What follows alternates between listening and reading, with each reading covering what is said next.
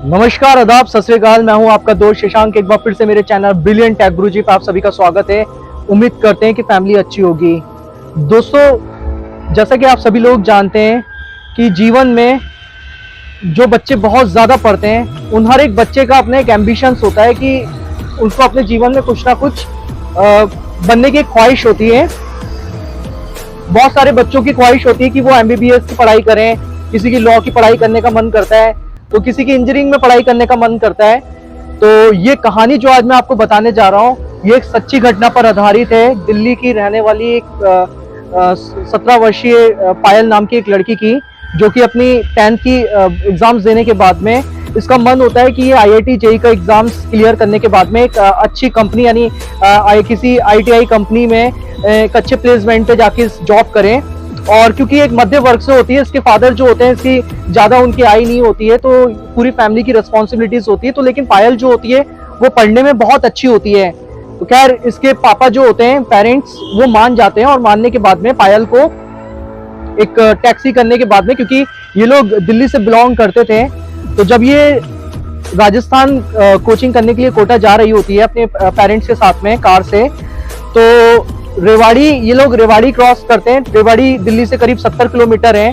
तो रास्ते में इनकी जो गाड़ी होती है वो खराब हो जाती है, और खराब होने के बाद में वहाँ पे कोई, क्योंकि रात का टाइम होता है तो कोई ऐसे मैकेनिक वगैरह भी नहीं होते हैं। पता नहीं अचानक ऐसा क्या होता है, उस रास्ते पे इनकी गाड़ी अचानक से वहाँ बंद हो जाती है। उसके बाद में ये लोग फोन वगैरह घुमाने लगते हैं इधर उधर। तो ड्राइवर जो होता है वो मैकेनिक को कॉल करने लगता है, लेकिन नेटवर्क नहीं आते हैं। लेकिन ऐसा क्या होता है कि 4 सेलफोन और नेटवर्क बिल्कुल काम नहीं कर रहे होते हैं वहाँ पे। उसके बाद में पायल जो होती है वो गाड़ी से उतरती है और कुछ 50 या 20 मीटर कदम वो आगे बढ़ती है, और बढ़ने के बाद में वो किसी को फोन मिला रही होती है। उसके बाद में होता क्या है कि जब पायल जब धीरे धीरे अपनी कार से आगे बढ़ रही होती है, तो रास्ते में जिस जगह पे इनकी गाड़ी बंद होती है उस जगह पर वहाँ पे कुछ ऐसा पड़ा होता है जहाँ पर पायल का पैर लग जाता है। कपड़ा लाल रंग का या धागा वहाँ पे पड़ा होता है, जिसको पायल नजरअंदाज कर देती है, और पायल को कुछ महसूस नहीं होता। ये अपने फोन पे बात कर रही होती है, उसी दौरान वहाँ पे नेटवर्क भी आते हैं। लेकिन कुछ ही देर में पायल को महसूस होता है कि पायल का पैर किसी ने पकड़ा है। ये बहुत तेज चीखती भी है और अपना पैर छुड़ाने की कोशिश करती है। ऐसा लगता है कि जमीन में से एक पैर हाथ निकल कर आया और वो इसका पैर जो है वो पकड़ रहा है। ये बहुत तेज चीखती है। चीखने के बाद में जैसे तैसे ही अपना पैर छुड़ाती है, और छुड़ाने के बाद में ये हवा दवड़ में अपनी गाड़ी की तरफ बढ़ती है। उस वक्त तक पायल को कुछ नहीं समझ में आता है कि उसके साथ क्या हुआ। ये खैर गाड़ी की तरफ पहुंचती है, और पहुंचने के बाद में ये गाड़ी में सहम कर बैठ जाती है। लेकिन पायल जो होती है वो अपने पेरेंट्स को इस घटना के बारे में बिल्कुल नहीं बताती।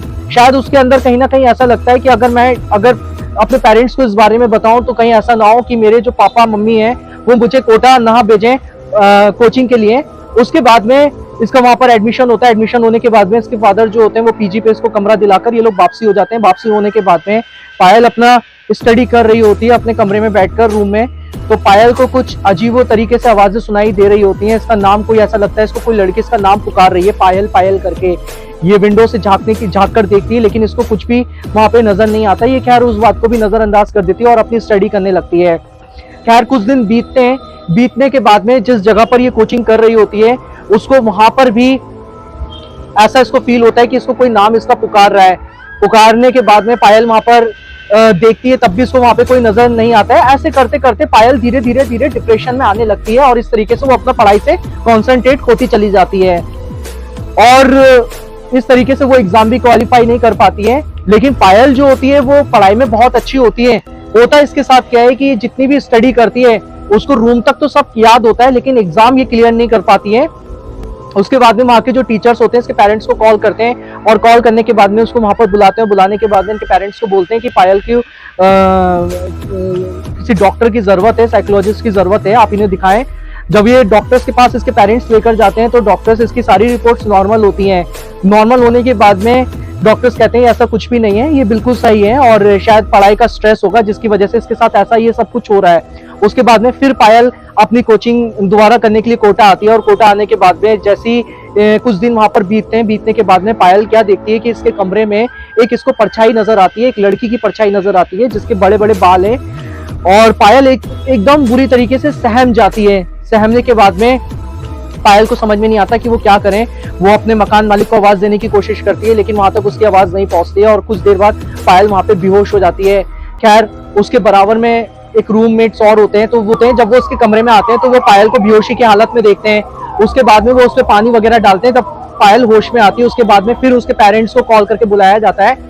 बुलाने के बाद में उसके जो मकान मालिक होते हैं वो कहते हैं कि शायद हमें पायल पे कोई ऊपरी हवा का असर लगता है, तो आप एक काम करें, पास में ही यहाँ पे ज्यादा दूर नहीं है, बालाजी है, बालाजी दरबार है, आप वहां चले जाएं और वहां पे जाने के बाद में इसकी एक दरखास्त लगा दीजिए वहां पर, तो ये ठीक हो जाएगी। उसके बाद में उसके पेरेंट्स वो ही करते हैं। उसके बाद में पायल को वहां पर ले जाते हैं और ले जाने के बाद में पायल आज बिल्कुल ठीक है और उसने IIT भी क्लियर कर ली है। तो दोस्तों, कहने का मकसद और कहने की बात वही है कि सच में इस तरह की कोई रास्ते में कोई चीज़ें ऐसी होती हैं जिसमें हमारा पैर लग जाए और पैर लगने के बाद में कुछ चीज़ें हमारे साथ ऐसी हो जाती हैं, उतारा हो सकता है।